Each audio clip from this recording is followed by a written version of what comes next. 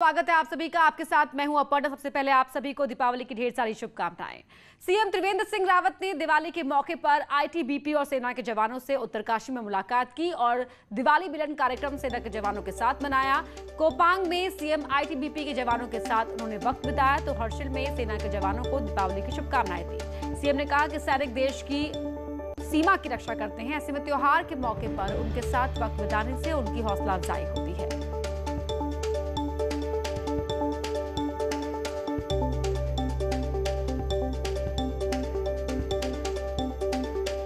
तो आईटीबीपी के जवानों के साथ सीएम ने चाय भी पी। के बीच में किस तरह से काम कर रहे हैं वो देखने का मौका मिलता है और उनकी हौसला अफजाई होती है और हमको भी ये देखने को मिलता है कि किस तरह से ऐसी विषम और कठिन परिस्थितियों में वो देश की रक्षा का काम कर रहे हैं और देशवासी अपने आप को सुरक्षित महसूस कर रहे हैं। तो उनके बीच में जाकर के एक अलग तरह के आनंद की अनुभूति हो रही है। ये मेरे लिए सौभाग्य की बात है। सीएम त्रिवेंद्र सिंह रावत ने ट्वीट कर प्रदेशवासियों को दीपावली की शुभकामनाएं दी। सीएम ने कहा कि आप सभी को दीपावली के पावन पर्व की हार्दिक शुभकामनाएं। दीपावली का ये प्रकाश पर्व हम सबके जीवन को प्रकाशमय करे, ऐसी मैं कामना करता हूं।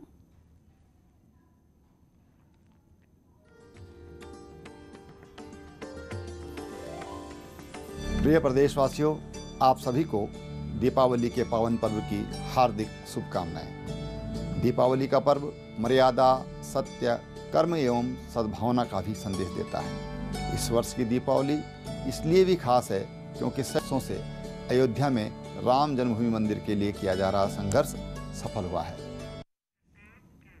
राज्यसभा सांसद अनिल बलूनी ने भी ट्वीट कर देशवासियों को दीपावली की शुभकामनाएं दी। इसके साथ ही बलूनी ने लोगों से अपील करते हुए कहा, देश की सीमा की सुरक्षा में लगे देश के वीर जवानों और बेटियों की सुरक्षा के नाम पर दिया जरूर जलाएं।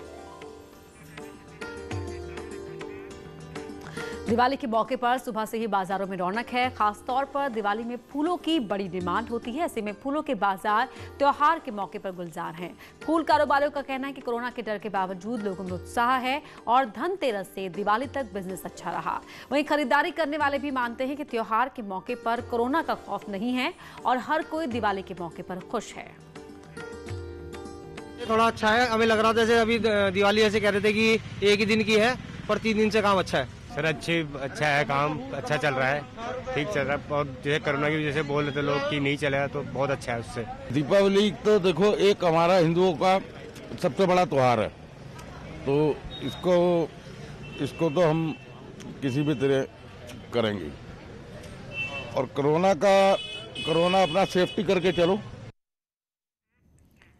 और देहरादून से हमारे सहयोगी भारती सकलानी हमारे साथ लाइव जुड़ रही हैं। भारती, सबसे पहले आपको और आपकी टीम को वहां दिवाली की ढेर सारी शुभकामनाएं।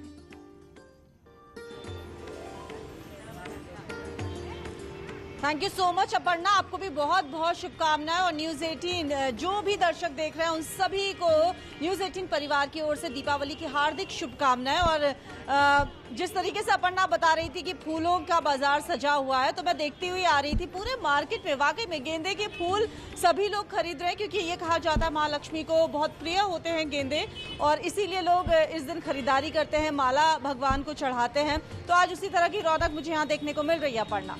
बिल्कुल, और खास तौर पर अगर हम बात करें तो ये दिवाली बेहद खास इसलिए भी हो जाती है क्योंकि लगातार हम देख रहे थे कोरोना के संक्रमण के चलते लोग अपने घरों में थे, बाहर निकलने से बच रहे थे, लेकिन कोरोना का खतरा भारतीय अभी भी बना हुआ है। तो किस तरह का रिस्पांस लोगों के बीच देखने को मिल रहा है? दिवाली की उमंग और उत्साह तो है, लेकिन साथ ही कोरोना गाइडलाइंस का ख्याल भी रखना है। बिल्कुल, कोरोना गाइडलाइंस का ख्याल रखना है और कुछ लोग हैं भी जागरूक, कुछ नहीं भी हैं, कुछ अभी भी बिना मास्क के घूम रहे हैं। ऐसे लोगों को हमने दिखाया भी था अपर्णा कि 2-3 दिन से किस तरीके से लगातार यहाँ पर चेकिंग चल रही थी, निःशुल्क यहाँ पर शिविर लगाया हुआ था। तो इस तरीके के लोगों को जागरूक करने के लिए प्रशासन, पुलिस की टीम भी मुस्तैद है। लेकिन हाँ, कुछ लोग हम कह सकते हैं कि अभी जागरूक नजर आ रहे हैं, लेकिन कुछ लोग ऐसे हैं जो अभी भी मार्केट में मुझे बिना मास्क के नजर आए हैं अपर्णा। भारती, अगर हम बिजनेस के लिहाज से बात करें तो बिजनेस के लिहाज से तो काफी व्यापारी काफी उत्साहित और खुश नजर आ रहे हैं, क्योंकि जो बिजनेस पटरी से बिल्कुल ऑफ ट्रैक हो गया था वो वापस ऑन ट्रैक नजर आ रहा है।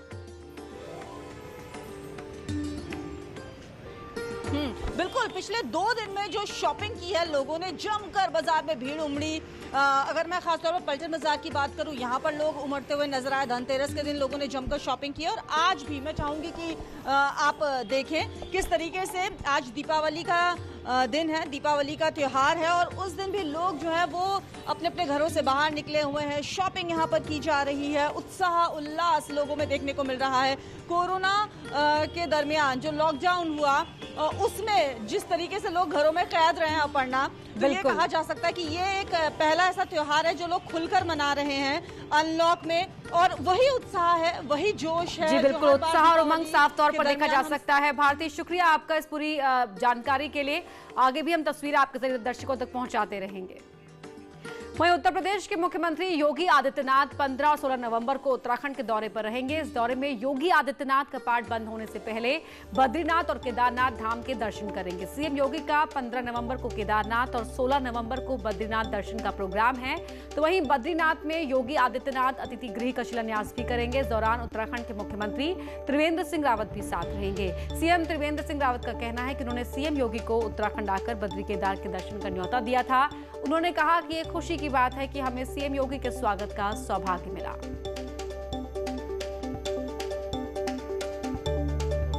मैंने आमंत्रित किया था कि आप बद्री केदार के दर्शन करने आइए, और साथ ही उन्होंने बद्रीनाथ जी में एक धर्मशाला कहिए, अतिथि गृह कहिए, वहाँ पर उसका भी शिलान्यास होगा। हमारे लिए बेहद खुशी की बात है कि योगी जी उत्तराखंड में आ रहे हैं और हमको उनका स्वागत करने का सौभाग्य मिल रहा है। चुनावी साल से ठीक पहले उत्तराखंड में बीजेपी ने बड़ा सांगठनिक बदलाव किया है। बीजेपी ने दुष्यंत कुमार गौतम को उत्तराखंड का नया राज्य प्रभारी बनाया है। दुष्यंत कुमार गौतम अभी हरियाणा से राज्यसभा सांसद हैं और बीजेपी के राष्ट्रीय महासचिव हैं। दिल्ली से बीजेपी के दलित नेता हैं, उन्हें उत्तराखंड में बड़ी जिम्मेदारी दी गई। तो वहीं रेखा वर्मा को बीजेपी ने उत्तराखंड का सह प्रभारी बनाया है। रेखा वर्मा यूपी की धौरहरा सीट से लोकसभा सांसद हैं। बीजेपी ने पहली बार प्रदेश प्रभारी के साथ नियुक्त किए प्रदेश सह प्रभारी। उत्तराखंड के प्रभारी रहे श्याम जाजू की जगह अब दुष्यंत कुमार गौतम होंगे। जाजू को 2015 में प्रभारी बनाया गया था और सांगठनिक बदलाव के बाद जाजू से प्रभार हटा दिया गया था। उत्तराखंड का एक और लाल देश के लिए शहीद हो गया। ऋषिकेश के राकेश डोभाल जम्मू कश्मीर में देश के लिए शहीद हुए हैं। पाकिस्तान की तरफ से हुई गोलीबारी में राकेश डोभाल ने देश के लिए सर्वोच्च बलिदान दिया। बीएसएफ के जवान राकेश डोभाल बारामूला में तैनात थे और देश के लिए लड़ते हुए शहादत मिली है। ऋषिकेश के गंगानगर में शहीद का परिवार रहता है। कल रविवार को शहीद का पार्थिव शरीर वहां पहुंचेगा।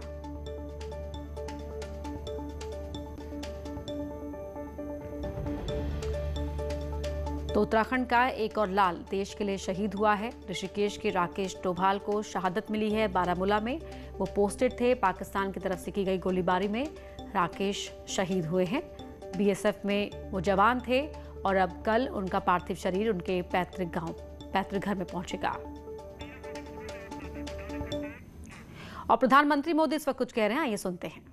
परंपराएं, वहां की विविधता को समेटे हुए दुनिया की सबसे बड़ी सैन्य शक्ति में से एक का निर्माण करते हैं। हमारी सेना की ताकत ऐसी है कि जब भी कोई टेढ़ी नजर हमारी तरफ उठाता है तो उसको उसी भाषा में जवाब देने का जज्बा आप सब में होता है। ये वो बातें हैं, वो भारत की सेना को दुनिया की नजरों में और ज्यादा विश्वसनीय बनाती है। आज भारत की सेनाएं दुनिया के बड़े बड़े देशों के साथ साझा अभ्यास कर रही है। आतंक के खिलाफ हम रणनीतिक साझेदारियां कर रहे हैं। भारत की सेनाओं ने दिखाया है कि वो आतंक के ठिकानों पर कभी भी कहीं भी स्ट्राइक कर सकते हैं। ये भी भारतीय सैन्य बल ही है जो दुनिया के हर कोने में पीस कीपिंग मिशंस की अगुवाई करता है। भारतीय सेना जहां दुश्मनों को दहलाने से में सक्षम है, तो वही आपदाओं में दीपक की तरह खुद को प्रज्वलित कर दूसरों के जीवन को भी रोशन कर देती है। साथियों, कोरोना से प्रभावित अपने नागरिकों को विदेशों से सुरक्षित वापस लाने में एयरफोर्स और हमारी नौसेना की भूमिका बहुत प्रशंसनीय रही है। कोरोना संक्रमण के दौरान जब वुहान जाने की चुनौती थी और उसकी भयानकता की अभी तो शुरुआत थी, और वुहान में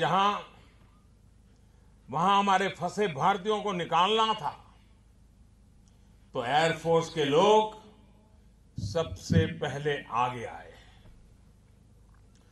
कुछ ऐसे देश भी थे जिन्होंने अपने लोगों को वुहान में उनके नसीब पर ही छोड़ दिया था, लेकिन भारत ने न सिर्फ अपने हर नागरिक को वहां से निकाला, बल्कि कई अन्य देशों की भी हमारे एयरफोर्स के जवानों ने मदद की। ऑपरेशन समुद्र सेतु के जरिए भी विदेशों जहां हजारों भारतीय हमारी नौसेना के कारण सुरक्षित भारत लौट आए हैं।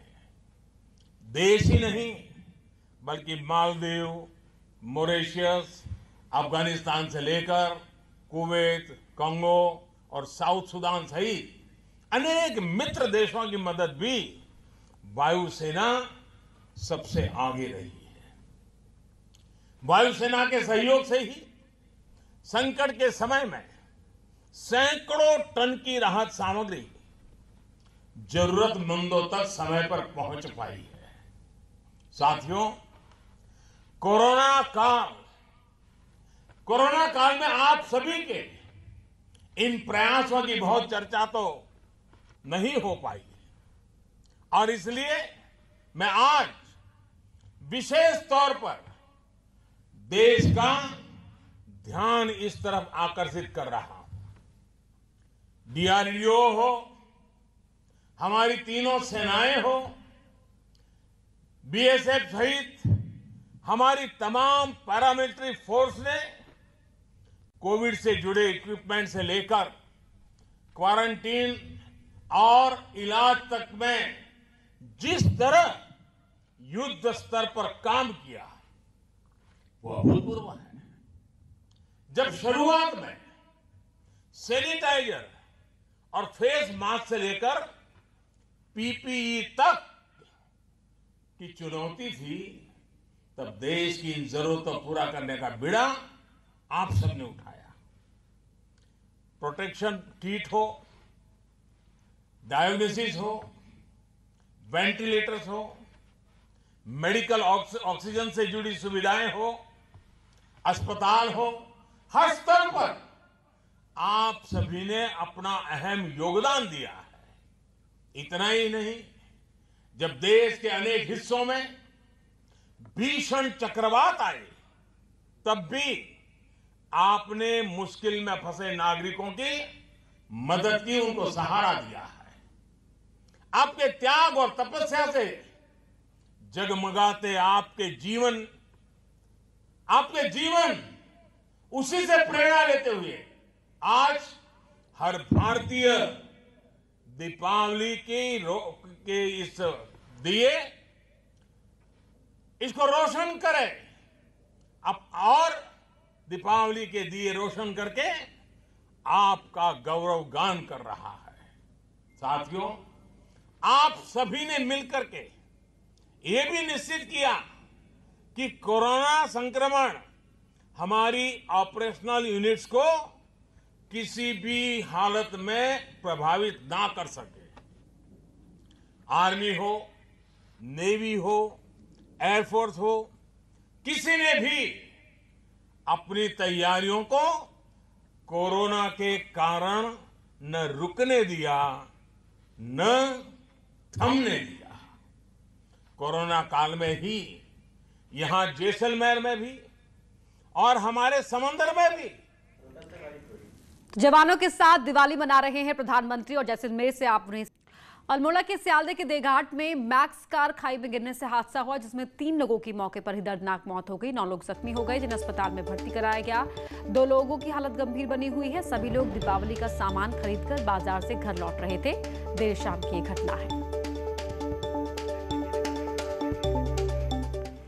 वहीं कोटद्वार से भी एक सड़क हादसे की खबर आई, जहां अनियंत्रित होकर खाई में कार गिरने से हादसा हुआ, जिसमें एक की मौत हो गई। कार सवार 5 लोग जख्मी हो गए। दिल्ली से पोखड़ा ये पूरा परिवार जा रहा था। नेशनल हाईवे 534 पर देर रात सड़क हादसा हुआ। भदाली खाल गांव के पास ये हादसा हुआ। उत्तराखंड में कोरोना अपडेट अगर आपको दें तो राज्य में शुक्रवार को कोविड के 467 नए केस सामने आए, जबकि पिछले 24 घंटे में कोरोना के चलते 4 लोगों की मौत हुई है।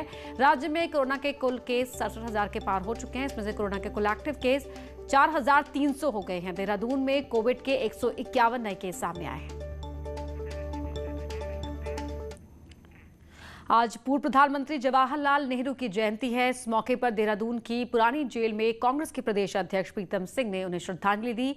नेहरू वार्ड में जाकर प्रीतम सिंह ने पूर्व पीएम नेहरू को याद किया। आजादी की लड़ाई में साल 1932, 33, 34 और 1941 में बंदी जीवन नेहरू जी ने बताया था। प्रदेश कांग्रेस अध्यक्ष ने कहा कि मौजूदा सरकार पुरानी विरासतों को लेकर गंभीर नहीं है। खेत का विषय है। आज देश के प्रथम प्रधानमंत्री जी की जयंती है, लेकिन सरकार द्वारा जिस तरीके से उनकी यादों को मिटाने का प्रयास किया जा रहा है, मैं समझता हूँ ये कदापि उचित कदम नहीं है और स्वस्थ लोकतंत्र के लिए इस तरीके का कृत्य जो है अक्षम्य है। इसे माफ नहीं किया जा सकता है। दीपावली में लोगों ने घर को जगमग करने के लिए दिए की खरीदारी खूब की है। साथ ही दीपावली के दौरान बाजार में बिक रही चाइनीज बिजली की लड़ियों से भी लोग परहेज कर रहे हैं। ऐसे में अपने देश में बनी सामग्री ही लोग खरीद रहे हैं। तो वहीं पिछले साल के मुकाबले इस बार दियों के खरीदार बढ़ने से इसका सीधा फायदा दिए बनाने वाले कुम्हार के साथ साथ दिए बेच रहे दुकानदारों को भी हो रहा है। हम दिए लेके जाएंगे, इससे जो दिए बना रहे हैं इन लोगों का रोजगार भी अच्छा हो जाएगा। हम लोग चाइनीज माल का बहिष्कार कर रहे हैं, लड़ियाँ वगैरह नहीं लगा रहे हैं, दिए खरीद रहे हैं। इस बार दिए की बिक्री ज़्यादा है, चाइनीज आइटम कम है इसका, और दियों का प्रॉफिट ज़्यादा बिक रहा है। चाइनीज आइटम कम हो रहा है, लोग कम खरीद रहे हैं। इसमें मोमबत्तियाँ कुछ ज़्यादा ही लगाते हैं, मतलब और तो चाइनीज आइटम नहीं ले रहे हैं, लाइटें वाइटें नहीं जला रहे हैं, दिया ज़्यादा जला रहे हैं। दीपावली के दौरान पटाखों का प्रदूषण एक बड़ी चिंता है, लेकिन कभी आपने सोचा है कि पटाखों को जलाकर नहीं बल्कि खाकर प्रदूषण को दूर किया जा सकता है? नैनीताल की नेहा ने कुछ ऐसा ही एक्सपेरिमेंट किया है।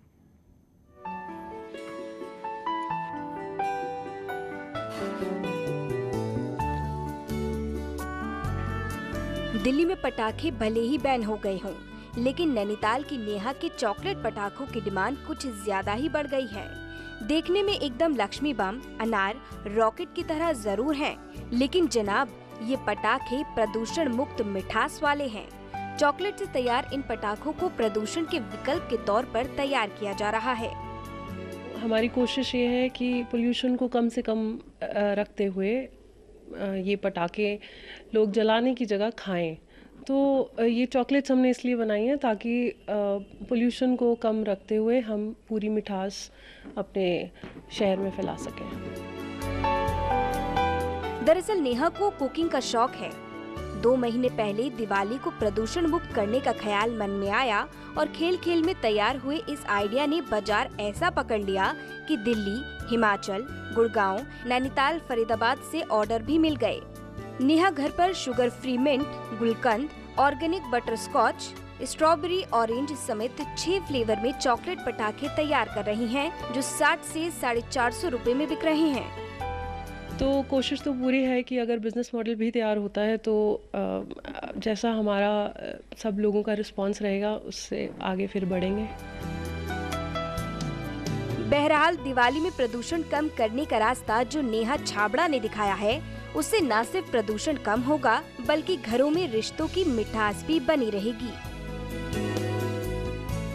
नैनीताल की नेहा ने इस बार एक नायाब तरीका खोजा है। नेहा ने घर पे ही चॉकलेट की पटाखे तैयार किए हैं और बाजार में उनकी भारी डिमांड भी है। अगर आपको भी अपने घर में दीपावली के दौरान प्रदूषण को कम करना है और घर में मिठास घोलनी है तो इन पटाखों को जरूर घर लेके जाइएगा। वीरेंद्र बिष्ट, न्यूज़ 18, नैनीताल। सांस्कृतिक और ऐतिहासिक नगरी अल्मोड़ा की बाल मिठाई और सिंगौड़ी की मांग भी दीपावली पर देश और दुनिया में जबरदस्त देखने को मिल रही है।